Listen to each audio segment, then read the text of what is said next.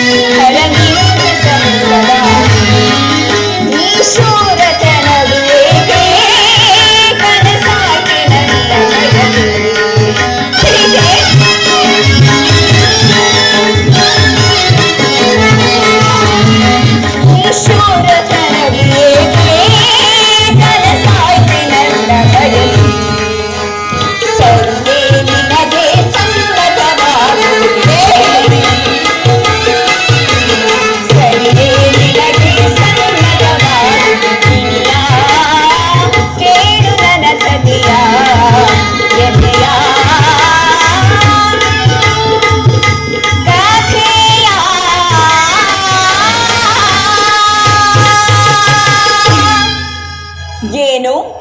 ಪತ್ನಿಯನ್ನು ಧೂತದಲ್ಲಿ ಪಡುವಾಗಿಟ್ಟು ಸೋಲುವಂತೆ ಆ ಋಷಿಗಳಾಜ್ಞೆ ಮಾಡಿದರೇನು? ಪತಿಗಳಂತೆ ಪತಿಗಳು ತಪಸ್ಸು ಮಾಡಿ ಪಡೆಯಬೇಕು ನಿಮ್ಮಂತಹ ಪತಿಗಳನ್ನು. ದೇವಿ, ಅಣ್ಣನ ಒಂದು ದಿನದ ಅವಿವೇಕದಿಂದ ಈ ನಿಂದನೆಯು ನಮ್ಮನ್ನು ಸಾಯುವವರೆಗೂ ಬಿಟ್ಟಿದ್ದಲ್ಲ. ಪ್ರಿಯತಮೆ ದ್ರೌಪದಿ, ಅಣ್ಣನ ಅಪರಾಧವನ್ನು ಕ್ಷಮಿಸುವಂತೆ ನಾನು ನಿನ್ನನ್ನು ಎಷ್ಟೊಂದು ಸಾರಿ ಬೇಡಿಕೊಳ್ಳಲಿಲ್ಲವೇ? ಆದಷ್ಟು ಆಗಿ ಹೋಯಿತು. ಅದನ್ನು ಮರೆತು ಈ ದಿನ ಹೀಗಿರೆ ನನಗೆ ತಿಳಿಸಬಾರದೇನು? ತಿಳಿಸುವೆನು, ಆದರೆ ಅದರಿಂದ ಆಗುವ ಪ್ರಯೋಜನವಾದರೂ ಏನು? ನೀವು ಎಷ್ಟೇ ಆದರೂ ನಿಮ್ಮಣ್ಣನ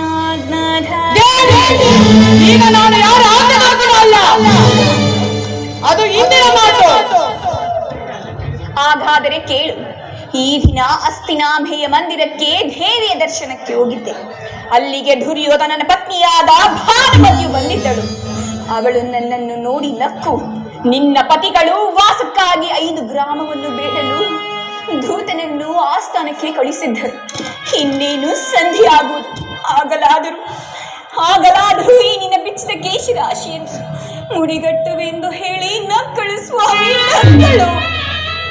ದುರ್ಯೋಧನೊಡನೆ ನಾ ಸಂಧಿಗೆ ಪ್ರಯತ್ನ. ಹಾಗಾದರೆ ನನ್ನ ಸಂದೇಹವು ನಿಶ್ಚಯವಾಯಿತು. ಯಾರು ನಮ್ಮ ಅಣ್ಣನಾದ ಶ್ರೀಕೃಷ್ಣ ಪರಮಾತ್ಮ. ಗೋಪಿಕಾಂಗನೆಯರ ವಿಲಾಸ ವಿಘ್ನಗಳಲ್ಲಿ ಮಗ್ಗನಾದ ಆ ಯದುಪತಿಯು ಯುದ್ಧವನ್ನು ಮರೆಯುವುದು ಸಹಜ. ಅರ್ಜುನನ ದ್ವಾರಕ್ಕಿಂತ ಹಿಂದಿರುಗಿದಾಗಲೇ ಹೀಗಾಗಬಹುದೆಂದು ನನಗೆ ಮೊದಲೇ ತಿಳಿದಿತ್ತು. ಅದಿರಲಿ, ಆ ಭಾನುಮತಿಗೆ ನೀನೇನೆಂದು ಉತ್ತರ ಕೊಟ್ಟೆ? ಪ್ರಶ್ನೆಗೆ ಸರಿಯಾದ ಉತ್ತರವನ್ನು ಕೊಟ್ಟೆ. ಈ ನಿನ್ನ ಕಟ್ಟಿದ ಮುಡಿಯನ್ನು ಬಿಡಿಸುವ ತನಕ ಈ ನನ್ನ ಬಿಚ್ಚಿದ ಮುಡಿಯನ್ನು ಕಟ್ಟುವುದಿಲ್ಲವೇ ಭಾನುಮತಿಯನ್ನು? ಚಮತ್ಕಾರವಾದ ಉತ್ತರವನ್ನೇ ಕೊಟ್ಟಿರುವಿ. ನೀನು ನನ್ನ ಸಂಗಡ ಕದನ ಓಡುವುದರಲ್ಲಿ ನನ್ನ ಚಾತುರ್ಯವನ್ನು ಮುಗಿಸಿದೆಂದೇ ತಿಳಿದಿದ್ದೆ ಅಲ್ಲವೇ ಪ್ರಿಯ ಪ್ರಾಣೇಶ್ವರ ಸ್ವಾಮಿ? ಸಮಯವಿದೆ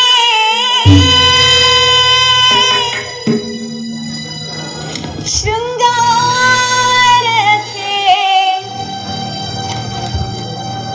ಭೀಮಾ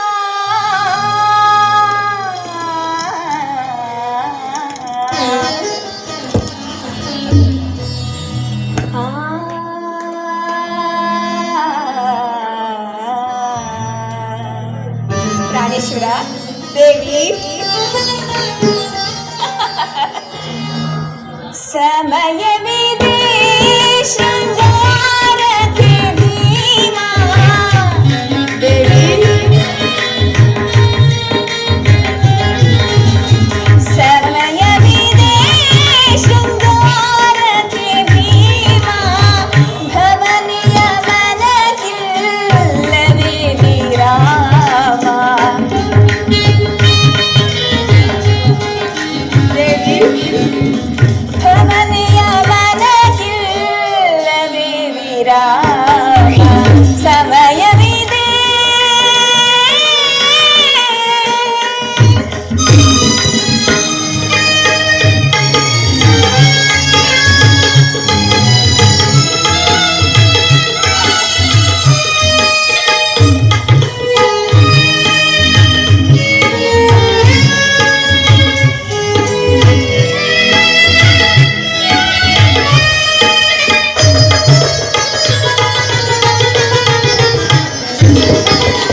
ಮನವೊಲಿಸುವ ಮಧುಮಾಸ ವಿಲಾಸ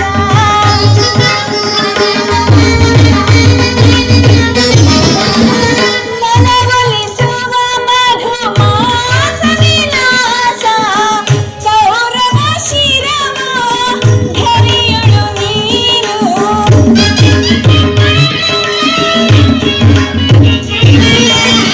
ಕೌರವ ಶಿರವ ಧರಿಯಳು ನೀನು ಪ್ರಾಣೇಶ್ವರ ದೇವಿ. ಆಹಾ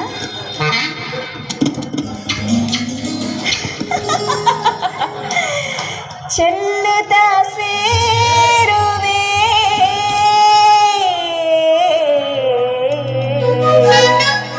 ಪ್ರಾಣೇಶ್ವರ ದೇವಿ. ಚೆಲ್ಲುತ್ತ ಚೆಲ್ಲುತ್ತ ಸೇರುವೆ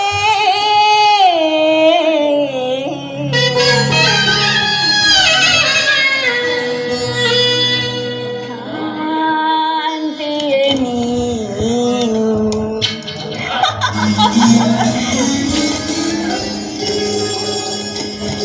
ಚೆಲ್ಲುತ್ತ ಸೇರುವೆ ಕಾಂತಿಯ ನೀನು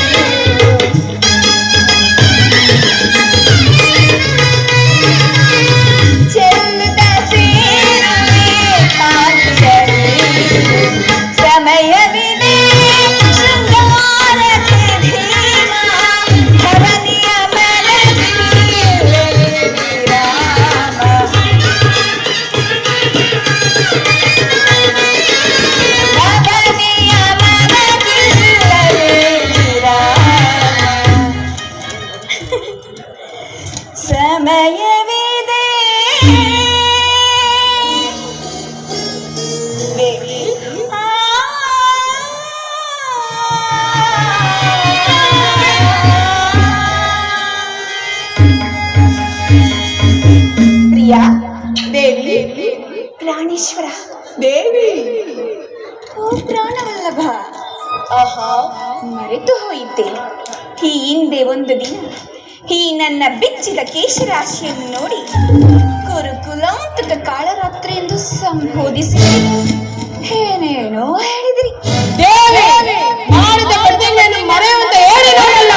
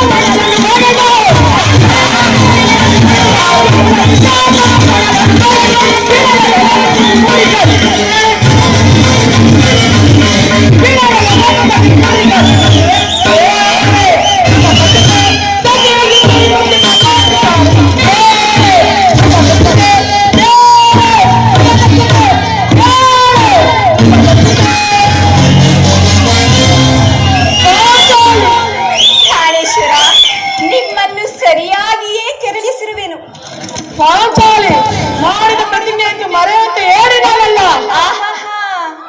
ಹೇಳುವುದು ಮಾತ್ರವಲ್ಲ, ಆಡಿದಂತೆ ಮಾಡಬೇಕೆಂಬುದು ನನ್ನ ಇಚ್ಛೆ. ಆದರೆ ಇಚ್ಛಿಸಿದ್ರೆ ಏನು, ನೀವು ಎಷ್ಟೇ ಆದರೂ ನಿಮ್ಮಣ್ಣನ ಪಾಂಚಾಲಿ, ಈಗ ನಾನು ಯಾರ ಆಜ್ಞಾಧಾರಕನಲ್ಲ. ಶಾಂತಿಯನ್ನು ಬಯಸುವವರು ಸಂಧಿಯ ಪ್ರಸ್ತಾಪದಲ್ಲಿ ತೊಡಗಲಿ. ನಾನು ಯುದ್ಧವನ್ನು ಆತುರದಲ್ಲಿ ನಿರೀಕ್ಷಿಸುತ್ತಿದ್ದೇನೆ. ಧರ್ಮಪರಾಯಣನಾದ ಯುಧಿಷ್ಠಿರನ ದುರ್ಯೋಧನ ಆನಂತರ ಅಪರಾಧಗಳನ್ನು ಕ್ಷಮಿಸಬಹುದು, ಆದರೆ ನಾನು ಕ್ಷಮಿಸುವುದಿಲ್ಲ. ನೋಡಣ್ಣ, ಸಂಧಿಯ ಪ್ರಸ್ತಾಪವನ್ನು ಕೇಳಿ ಭೀಮಸೇನನು ಕೇಳಿದ ಕೇಸರಿಯಂತೆ ವಿಜೃಂಭಿಸುತ್ತಿರುವುದು. ಅವನನ್ನು ಸಮಾಧಾನ ಮಾಡಲು ನಿನ್ನ ಹೊರತು ಮತ್ತೆ ಅವಶ್ಯಕರಲ್ಲ. ಪಾಠ. ಈ ಸಾರಿಯ ಭೀಮನ ಕೋಪಕ್ಕೆ ಈ ದ್ರೌಪದಿಯ ಮೂಲ ಕಾರಣವೆಂದು ತೋರುತ್ತಿದೆ. ಶ್ರೀಕೃಷ್ಣ ಪರಮಾತ್ಮನು ಹೇಳುತ್ತಿದ್ದರು, ಜಗತ್ತಿನ ಸುಖ ದುಃಖಗಳಿಗೆ ಈ ಸ್ತ್ರೀಯರೇ ಮೂಲ ಕಾರಣವೆಂದು. ಸಹೋದರ ಭೀಮಸೇನ, ಕೋಪವೇ ತಮ್ಮ. ಅಗ್ರಜ, ಪಾಂಚಾಲಿ, ಸಮಾಚಾರವೇನು? ಅಣ್ಣನೇಕೆ ಸಿಟ್ಟಾಗಿದ್ದಾನೆ? ಏಕೆ? ಈ ನನ್ನ ಬಿರುಗೂದಲು ನಿಮ್ಮ ಪ್ರಶ್ನೆಗೆ ತಕ್ಕ ಉತ್ತರ ಕೊಡಬಲ್ಲದೇನು? ಅಗ್ರಜ, ನಿಮ್ಮ ಆಜ್ಞೆಗೆ ವಿರುದ್ಧವಾಗಿ ನಡೆದಿದೆ ಎಂದು ಭಾವಿಸಬೇಡಿ. ವಂಚಕರ ಪ್ರತಿ ಸಮಸ್ಯೆಯಿಂದ ಅಗ್ರಜ, ಸಮಯಕ್ಕೆ ಸರಿಯಾಗಿ ಬಂದಿರಿ. ನನಗೆ ಯಾರಲ್ಲಿಯೂ ಕೋಪವಿಲ್ಲ. ಅರ್ಜುನನ ಸಮ್ಮುಖದಲ್ಲೇ ನಿಮಗೊಂದು ಮಾತನ್ನು ಹೇಳಬೇಕೆನಿತು. ಅದು ನಿಮ್ಮಿಬ್ಬರ ಸಮ್ಮುಖದಲ್ಲಿ ಈಗ ಹೇಳಿಬಿಡೋಣ. ಅರ್ಜುನನು ಅನುಮೋದಿಸಬಹುದು, ನಕುಲ ಸಹೋದರರು ಸುಮ್ಮನಿರಬಹುದು. ಆದರೆ ಈ ದಾಸ್ಯವೃತ್ತಿಯನ್ನು ನಾನು ಪಾಂಡವರ ಕಳಂಕನೆಂದೇ ಭಾವಿಸುವೆನು. ಗಂಡವರ ಮನೆಯ ಬಾಗಿಲಲ್ಲಿ ಸಂಧಿ ಆಚರಣೆ ಮಾಡಲು ಪಾಂಡರಾಜರು ನಮ್ಮನ್ನು ಪುತ್ರರನ್ನಾಗಿ ಪಡೆಯಲಿಲ್ಲ. ಈ ಅಪಮಾನವು ನಿಮಗೆ ಸಹ್ಯವಾಗಿ ಬರಬಹುದು. ಇನ್ನೊಂದು ಗಳಿಗೆಯು ನಾನು ಇದನ್ನು ಅಪೇಕ್ಷಿಸಲಾರೆ. ನಾನು ಮತ್ತೆ ಈ ನನ್ನ ಗೆಳೆ ಈ ವೇಳೆ ಆ ಗುರುಕುಲವನ್ನು ಸಮೂಲವಾಗಿ ನಾಶ ಮಾಡಬಹುದು. ಕೋಪ ಮಾಡಬೇಡ ತಮ್ಮ, ಶಾಂತನಾಗು.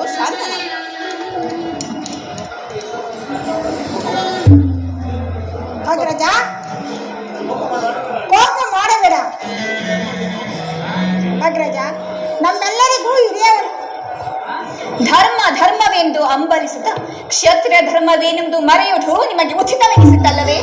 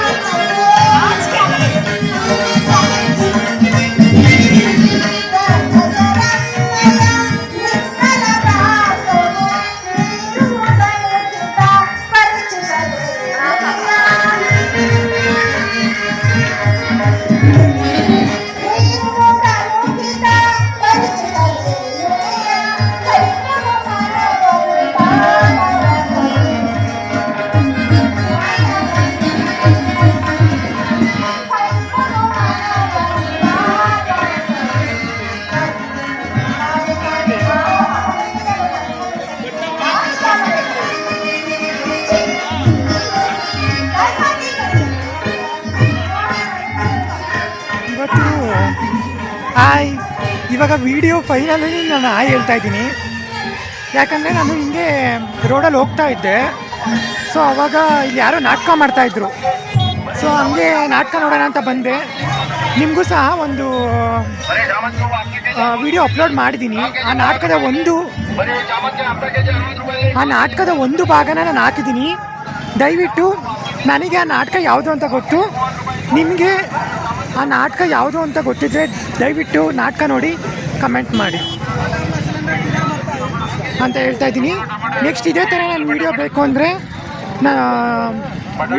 ಅಂದರೆ ಸಬ್ಸ್ಕ್ರೈಬ್ ಮಾಡಿ, ಶೇರ್ ಮಾಡಿ.